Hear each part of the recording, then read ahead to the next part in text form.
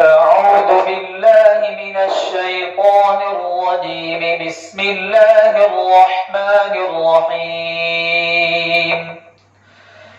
تبارك الذي جعل في السماء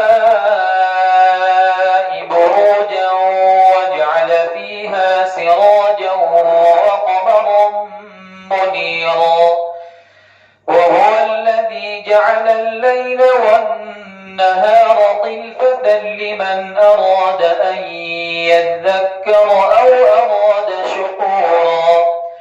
وعباد الرحمن الذين يمشون على الأرض هونا وإذا خاطبهم الجاهلون قالوا سلاما، والذين يبيتون لربهم سجدا وقياما، والذين يقولون ربنا اصرف عنا عذاب جهنم إن عذابها كان غراما إنها ساءت مستقرا ومقاما. والذين إذا أنفقوا لم يسرفوا ولم يقتروا وكان بين ذلك قواما. والذين لا يدعون مع الله إلها آخر ولا يقتلون النفس التي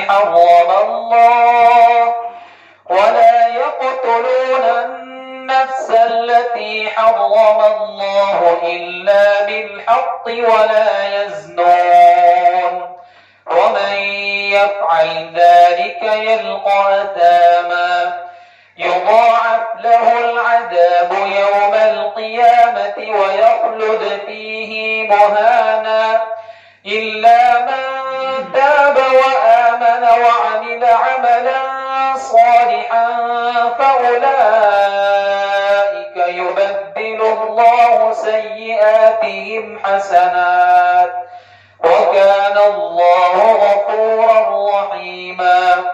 ومن تاب وعمل صالحا فإنه يتوب إلى الله متابا. والذين لا يشهدون الزور وإذا مروا باللغو مروا كراما. والذين إذا ذكروا بآيات ربهم لم يخروا عليها صما وعميانا. والذين يقولون ربنا هب لنا من أزواجنا وذرياتنا قرة أعين واجعلنا للمتقين إماما. أولئك يجزون الغرفة بما صبروا ويلقون فيها تحية